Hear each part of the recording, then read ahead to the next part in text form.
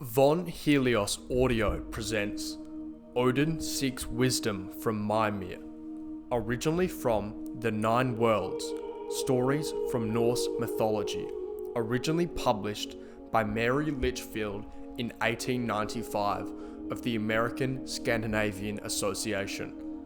Narrated by Edward Sinclair. It was night in Asgard, the home of the gods. A soft light fell upon the sleeping city, showing its vine-clad hills and glittering palaces, and touching even the deep, still valleys that lay between. For the trembling bridge, Bifrost, spanned the city like a rainbow of silver, meeting the horizon at the north and south. Toward the south, as far as the eye could see, rose mountains with castles upon their tops and sides, while toward the north stretched the level and grassy plains of Ida. From a structure upon the highest place of the city, a shaft shot up, slender and glittering, as a tall spire rises from some great cathedral. It rose high above all the castles and towers, so high as to almost touch the arc of the celestial bridge. This slender shaft was Odin's high seat. From its top could be seen not only Asgard, but also a large part of the worlds below. Here the Allfather sat alone, buried in thought. Alone except for two wolves that lay sleeping at his feet, and two ravens perched upon his shoulders, weary after their journey through the nine worlds. After sitting a long while in meditation, Odin looked down upon the stately homes of his children, and upon the fields that stretched away, beyond the high walls and the dark, rushing river that surrounded the city of the gods. Then his eyes tried in vain to pierce the dense blackness that shrouded a land far below him toward the north. He gazed long and earnestly, and at last rose up and descended quickly to the palace just below his high seat. The vast halls resounded as he strode through them. He hastened to a building nearby, and soon appeared again, leading a grey horse. This horse was well fitted to bear the father of the gods, for he had a powerful frame and 8 legs. As he stood waiting for Odin to mount, he trembled with eagerness, and flames poured from his nostrils.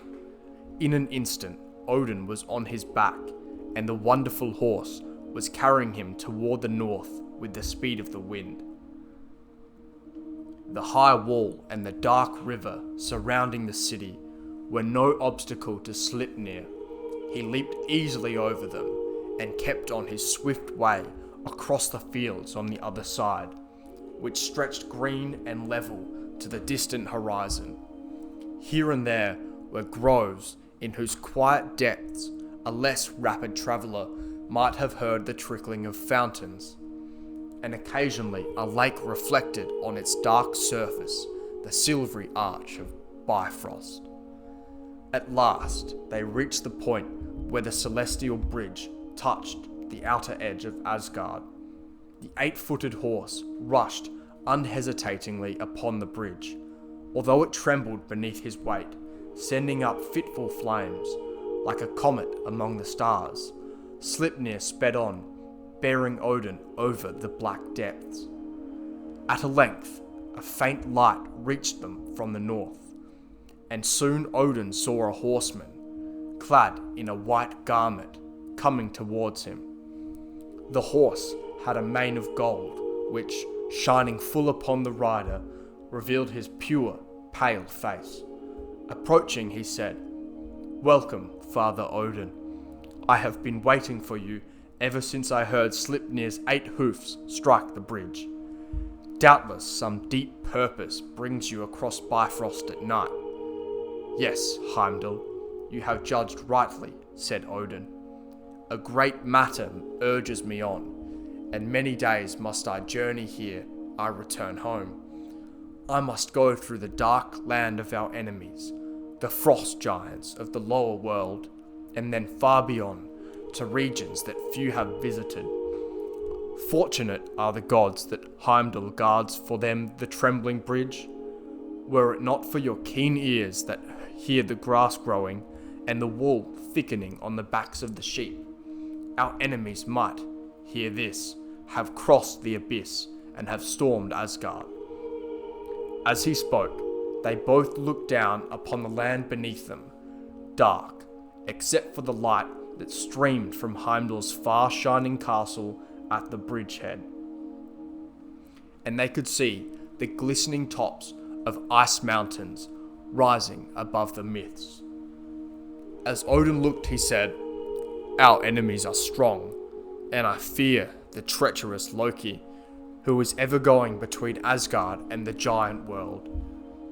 We have need of all your watchfulness, Heimdall, and of all the strength of Thor, the dread foe of the giants, to keep our enemies at bay. What great wisdom do I need to protect the realm of Asgard and the world of men?" They kept on their way toward Heimdall's castle, which was on a high mountain near the bridgehead. The castle was apparently made of the same material as the bridge, and it rose toward the sky, might have been taken for a structure of cloud bathed in moonlight. But in truth, it shone with a soft fire of its own, for radiance streamed from it in all directions, lighting up, as we have seen, a part of cold, foggy land of the giants. The approach to the bridge was in this way so clearly visible that it would have been impossible for anyone to get near without Heimdall's knowledge, even had his hearing been less keen. Then too, the castle was strongly fortified, surrounded by a high wall and a moat of waters which, like those of the Asgard River, were covered with a mist that flashed into flames when disturbed by an enemy of the gods. "Come in," said Heimdall, as they reached the castle. "Your journey has been long, and a hard road lies before you." They entered a large hall whose walls were made of something that resembled white marble or alabaster. All the decorations were of silver. Vines bearing clusters of silver grapes ran along the wall, and curious horns and lamps hung from the arches above. Tall youths, clad like Heimdall, all in white, brought in tankards of foaming mead. The two gods drank the mead and talked earnestly together until at last Odin rose, saying, "One favour I ask of you, Heimdall. Keep Sleipnir for me until my return. There are very few to whom I would entrust him, but he will be safe with you. I wish to journey unknown through the world of cold and darkness, and the horse would betray me." Heimdall accompanied Odin a short distance down the steep mountain, and then returned to his post to guard the Bridge of the Gods. As Odin went down into Niflheim, a chilly fog closed about him, shutting out the light from Heimdall's castle, and making it hard for him to keep the path. As he got lower, the cold became intense, and his foot slipped on the icy road which broadened into a river of ice. There were sounds of creaking and crashing.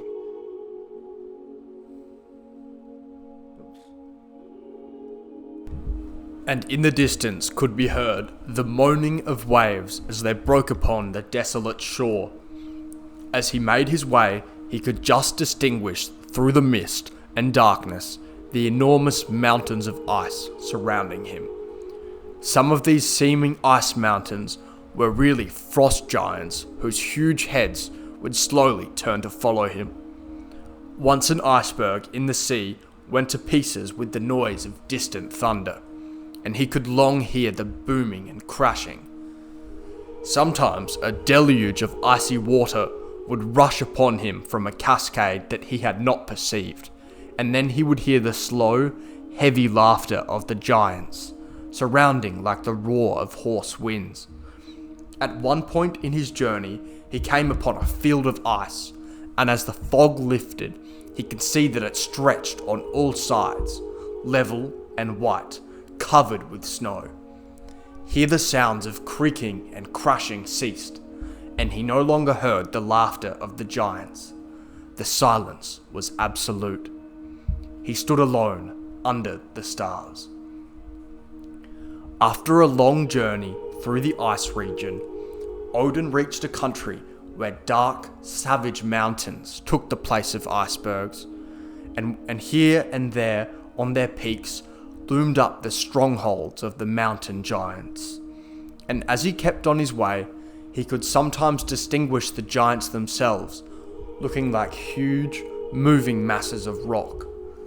This land was as dreary as the land of ice, for although there was no fog and a faint twilight glimmered, it was very desolate. Not a green thing was to be seen, nothing but grim mountains and dark abysses, at the bottom of which rushed rivers, finding their way from the spring of Helgelmir to the cold northern sea. The mountains, at times, gave way to level wastes of great extent, where boulders lay heaped upon one another, with deep, still pools lurking around them. Often heavy clouds rolled across the sky, enveloping the mountains. After journeying long, Odin stood upon a high place from which he could look down upon a morass stretching as far as the eye could reach. In the dim light, he could distinguish a narrow footpath of solid ground leading across it. When partly over, one of the giants saw him, and soon a troop of the monsters came stumbling after him. Finding it impossible to reach him, they filled the air with their hoarse shouts and brandished their great clubs. Upon this, a fearful wind arose, threatening to blow Odin from the narrow path. Clouds shaped like dragons blew gusts at him from them open mouths, and when he got safely over, howls of disappointed rage resounded long in the air behind. He came next to a river whose dark, swift current bore with its sharp stones and bits of iron, and no bridge spanned across the deadly stream, but Odin crossed it safely on some driftwood. Higher mountains than any he had yet seen now loomed up toward the south, and one higher than the others, down whose sides rushed 12 rivers. On the top of this mountain was the ice-cold spring Helgelmir, one of the 3 roots of the great world tree Yggdrasil, was bathed by the waters of this spring, and the rivers that flowed from it went in all directions, some flowing through the cold, foggy lands of the giants to the northern ocean, while others flowed to the south, through the vast realms of Mimir and Erd, guarded their wells under the other 2 roots of the world tree. As Odin neared the mountain, his way led through a gloomy cave, where he could hear the baying of a dog and the creaking of an iron gate. This gate, he knew, barred the descent to the world of torture below Niflheim, a world far more dark and dreadful than through which he had passed. Once out of the cave, the road led over the mountain. On the highest peak stood a solitary watchman, the trusty guardian of the spring and the dreaded foe of the giants. As Odin came near him, he greeted him. "Did the monsters try to harm you, Odin? The hateful crew would be glad enough to crush the father of the gods and get possession of Asgard, and your Loki is too much with them. I often see him there. He thinks himself well hidden by darkness, but my eyes are trained to see in the dark." "Yes, Egil," replied Odin. "Your eyes and Heimdall's ears are the best defense we have against our foes. I came through safely, as you see. Their attacks would have been more fierce had they known me. As for Loki, I am well aware how dangerous he has become. I may not yet turn him out of Asgard, for I am bound by an oath made when we were both young, when I thought him innocent. But I must hasten, Eagle, a great purpose urges me on. As Odin went down the southern slope of the mountain, a pleasant prospect greeted his eyes, wearied with the gloomy sights upon which they had been looking for so many days. The country was still mountainous, but it was not black and sterile. Rich metals seamed the rocks, and here there were mouths of caves where sparkled crystals and gems. When Odin stopped and listened, he could hear the picks and hammers of the dwarfs. Twilight still hung over the scene, but at intervals light streamed across the sky, their rich colours playing upon the mountains. Odin had now to cross a broad river. Then he could see in the distance a castle of fantastic shape, which was ornamented in an unusual manner. Stone dragons grinned from its corners, their large jeweled eyes gleaming like fire as the lights flashed upon them.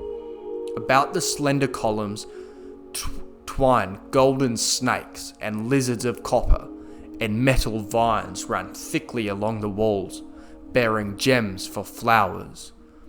A fire shone from one part of the building, and it was evident that work of some kind was going on. This strange castle was the home of Sindri and his brothers, dwarfs, and famous artists who have made wonderful weapons and ornaments for the gods.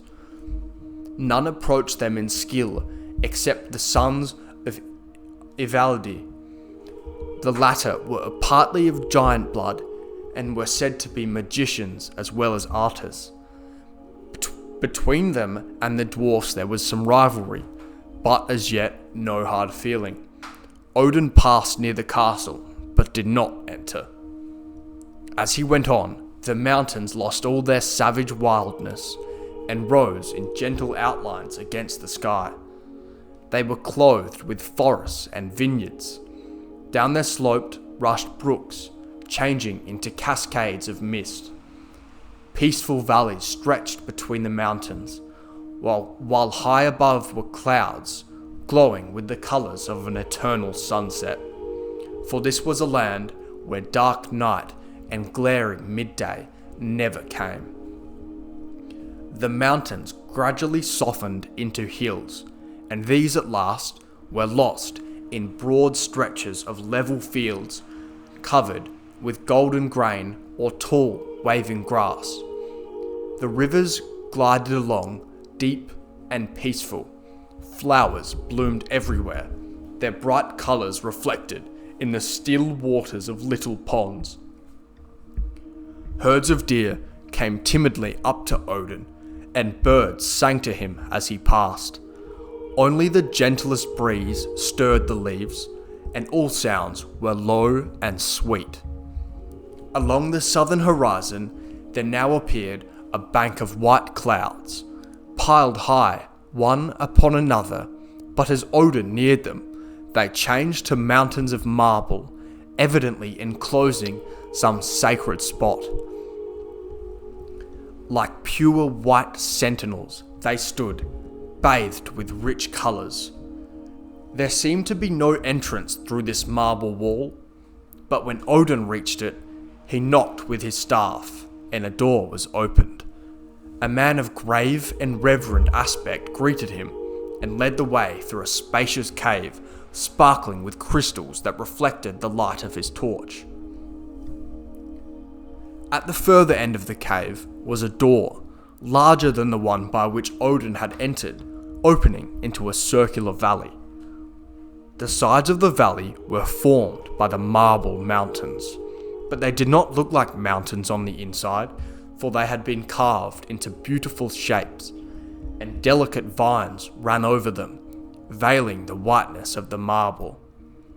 From the centre of the valley grew the root of the enormous world tree, and the waters of the deep well of wisdom bathed the root of the tree.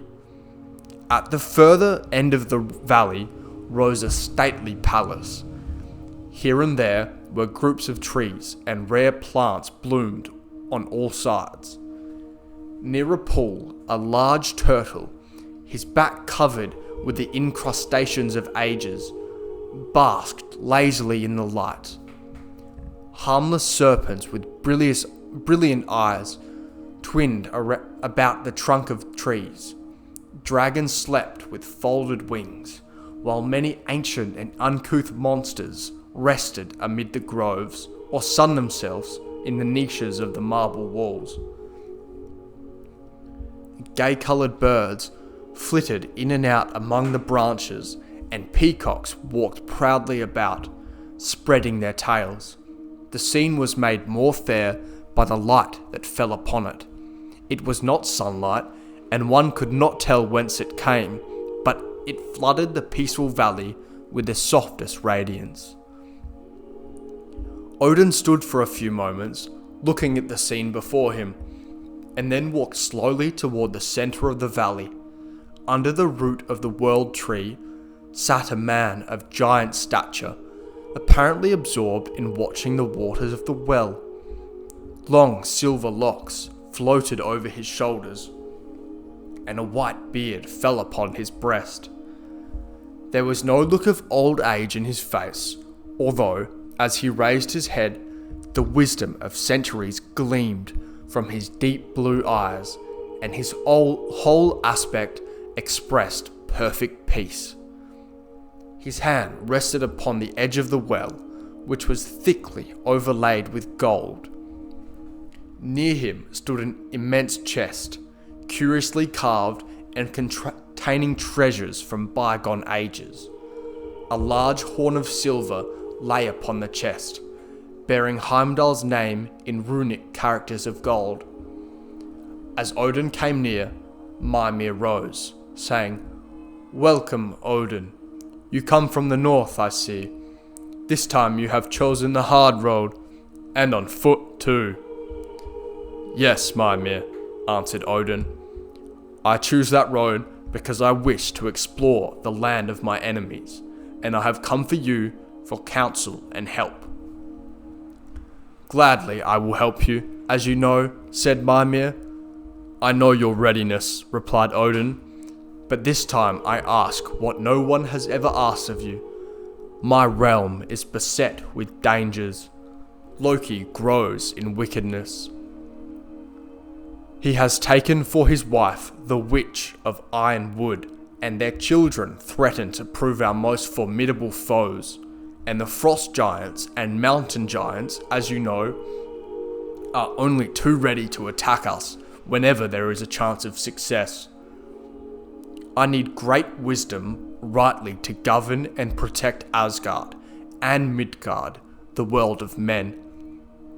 Both were silent for a moment, and then Onid said, looking earnestly at Mimir, "In order that I may gain this wisdom, I ask for one drink from your deep well." After a long silence, Mimir said slowly, "You have asked a great thing, Odin. Are you prepared to pay the price for it?" "Yes," replied Odin, eagerly. "All the gold of Asgard, our best swords, our jeweled shields, even Sleipnir will I give you for one draught of this precious water." "These things will not buy what you desire," said Mimir. "Wisdom can be gained only by suffering and sacrifice. Would you give one of your eyes for wisdom?" A cloud came over the bold face of Odin, and he pondered long. Finally, he said slowly, "I will give one of my eyes, and I will suffer what else is necessary, if I may thereby gain the wisdom I need."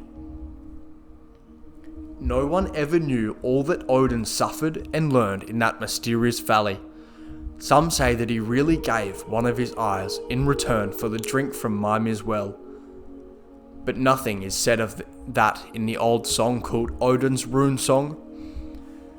And as the fact of his being one eye is not mentioned in some of the oldest poems, it seems doubtful whether that sacrifice was required of him.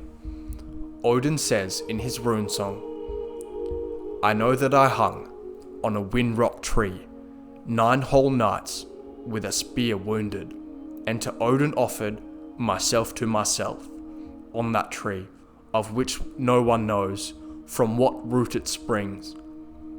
Bread no one gave me, nor a horn of drink. Downward I peered, to runes applied myself, wailing learnt them, then fell down thence.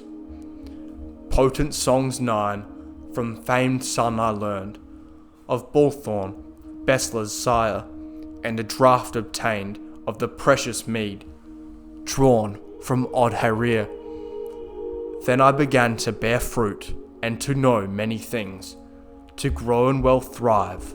Word by word I sought out words, fact by fact I sought out facts.